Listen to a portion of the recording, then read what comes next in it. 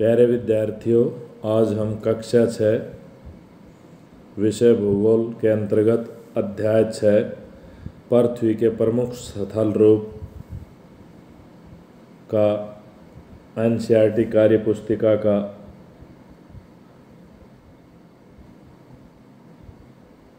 हल प्रारूप देखेंगे। प्यारे विद्यार्थियों, मेरे चैनल नवजल एजुकेशन शिलारपुर को सब्सक्राइब करें, वीडियो को लाइक करें, कमेंट करें तथा वीडियो को ज़्यादा से ज़्यादा विद्यार्थियों के पास शेयर करें ताकि अधिक से अधिक विद्यार्थियों को फ़ायदा हो सके।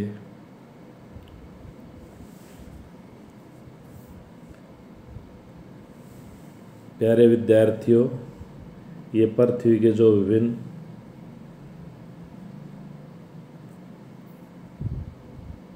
स्थल रूप हैं, इस चित्र में उनके बारे में बताया गया है। ये पर्वत है, ये घाटी है, ये पठार है, ये झील है, ये नदी है, ये मैदान है। ऊपर दिए गए मानचित्र में धरातल के विभिन्न स्थल रूपों को दर्शाया गया है। देखकर सूची बनाओ। मैदान, पठार, घाटी, समुद्र, पर्वत, झील आदि।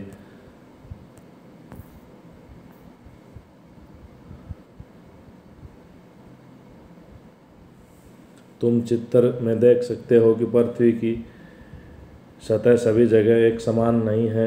स्थल मंडल के कुछ भाग ऊंचे नीचे, कुछ भाग समतल होते हैं। ये स्थल स्वरूप आंतरिक प्रक्रिया तथा बाह्य प्रक्रिया से बने हैं।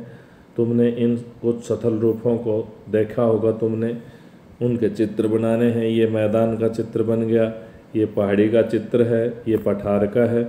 पठार कम से कम 100 मीटर ऊंचे होते हैं और अधिक से अधिक 1000 मीटर तक ऊंचे होते हैं।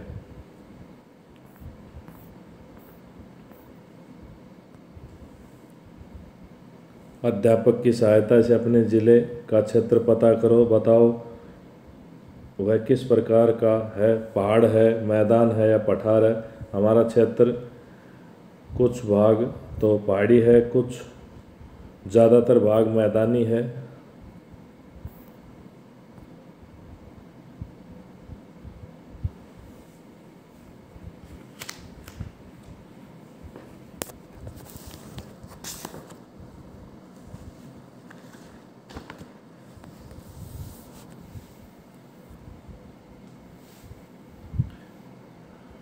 ऊंची उठी हुई सपाट भूमि आसपास के क्षेत्र अधिक ऊंचा उठा हुआ और इसका ऊपरी भाग समान और सपाट होता है, उसको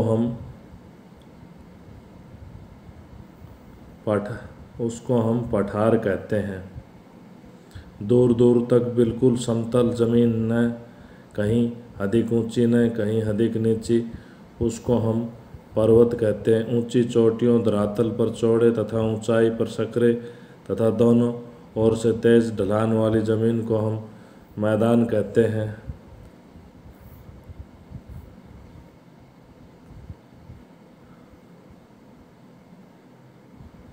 कक्षा में 3 समूह में बांटना है कक्षा को। एक को पहाड़, एक को पठार और एक को मैदान में। पहाड़ के नाम हिमालय, विंध्याचल, अरावली, नीलगिरी, गुरु शिखर, बेलाडोर। ये हमें एक ग्रुप में बच्चों के नाम रखने हैं। पहाड़ों की क्या विशेषताएं हैं? हम ऊंचे होते हैं, बर्फ़ से ढके होते हैं। पहाड़ लाभदायक होते हैं, हम सैकड़ों किलोमीटर तक फैले होते हैं। हम पर्वत की खड़ी ढाल वाले होते हैं। पठार के नाम रांची का पठार, छोटा नागपुर का पठार, दक्कन का पठार, तेलंगाना का पठार, मेघालय शिलांग का पठार, बघेलखंड का पठार, कोडरमा का पठार, हजारीबाग का पठार। अब देखिए, हम पठारों के आसपास का भाग अधिक उठा हुआ होता है। हम पठारों का ऊपरी भाग मेज के समान सपाट होता है। हम पठारों के एक से अधिक किनारे होते हैं। हम पठारों की ऊंचाई कम से कम 100 मीटर और अधिक से अधिक 1000 मीटर होती है। हम पठार बहुत उपयोगी होते हैं। मैदान, गंगा का मैदान, ब्रह्मपुत्र का मैदान, पूर्वी तटीय मैदान, पश्चिमी तटीय मैदान, पंजाब हरियाणा के मैदान, राजस्थान के मैदान, द्वीप समूह के मैदान। हम मैदान समुद्र तल से 200 मीटर से अधिक ऊंचे नहीं होते। हम मैदान काफ़ी समतल होते हैं। हम मैदान नदियों और उनकी सहायक नदियों से बने होते हैं। हम मैदान काफ़ी उपजाऊ होते हैं। हम मैदान अधिक जनसंख्या वाले होते हैं। क्या कारण है कि पर्वतों पर कम लोग निवास करते हैं? पर्वतों पर कम लोग निवास करने की कई वजह हैं, जैसे कठोर जलवायु का होना, खड़ी ढाल का होना, कृषि योग्य भूमि का कम होना आदि। ग्रीष्म ऋतु में हम पर्वतों पर जाना पसंद क्यों करते हैं? ग्रीष्म ऋतु में लोगों की पर्वत पर जाने की कई वजह है। पर्वतों की यात्रा सैलानियों के लिए रोमांचकारी होती है। पर्वतों की सुंदरता को देखने के लिए जाते हैं या उनकी सुंदरता देखने लायक होती है। विभिन्न प्रकार के खेल, paragliding, hang gliding, river rafting तथा स्कीइंग हम पर्वतों के ऊपर करते हैं। कई खनन क्षेत्र पठारी भागों में होते हैं। कई खनन क्षेत्र पठारी भागों में होने का मुख्य कारण यह है कि उनमें खनिज प्रचुर मात्रा में पाए जाते हैं। यही वजह है कि विश्व के बहुत से खनन पठारी भागों में स्थित हैं। मैदान सामान्यतः उपजाऊ क्यों होते हैं? सामान्यतः मैदानों के उपजाऊ होने का कारण यह है कि नदियां अपने पानी के साथ परिवहन करके बहुत से उपजाऊ खनिज लाती हैं, इसलिए मैदान अधिक उपजाऊ होते हैं।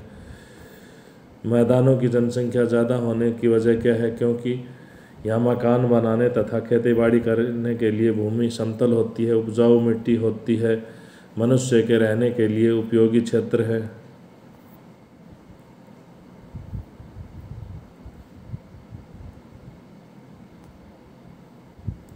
आने वाली पीढ़ियों के लिए किसे सुरक्षित रखना ज़रूरी है? पृथ्वी को सुरक्षित रखना ज़रूरी है। पर्यटकों के लिए उपयुक्त जगह कौन सी है? पर्यटकों के लिए उपयुक्त जगह पर्वत है, जहाँ खेती करनी चाहिए, मैदानों में खेती करनी चाहिए। वह प्रक्रिया जिसमें पृथ्वी की सतह कहीं उठ जाती है तो कहीं धंस जाती है, उसको हम पठार कहते हैं। जल संग्रहकार नदियों के स्रोत होते हैं, आंतरिक होते हैं। क्रियाकलाप 5। गंगा व सतलुज के मैदान कहाँ स्थित है? हिमालय के पूर्व में। गंगा नदी कहाँ से निकलती है? गंगा नदी हिमालय पर्वत से निकलती है। छोटा नागपुर का पठार किस कारण से प्रसिद्ध है? खनिज की वजह से प्रसिद्ध है। छोटा नागपुर में बहुत से खनिज पाए जाते हैं। हिमानी कहाँ पाई जाती है? पर्वत में पाई जाती है। यूरोप का एक महत्वपूर्ण पर्वत एल्पस पर्वत। तुम जिस क्षेत्र में रहते हो वो पर्वत है, मैदानी है या पठार है? इसकी 4 सुविधाएं, 4 कठिनाइयाँ। हम मैदानी क्षेत्र में रहते हैं। मैदानी क्षेत्र की 4 सुविधाएं: अत्यधिक उपजाऊ, परिवहन आसान, जीवन सरल होता है, फसल उगाना आसान है। कठिनाई क्या क्या होती है? गर्मियों में अत्यधिक लू का सामना करना पड़ता है, पानी की कमी है, मैदानी इलाके होने की वजह से अत्यधिक सर्दी होती है, गर्मियों में धूल भरी आंधियाँ चलती हैं।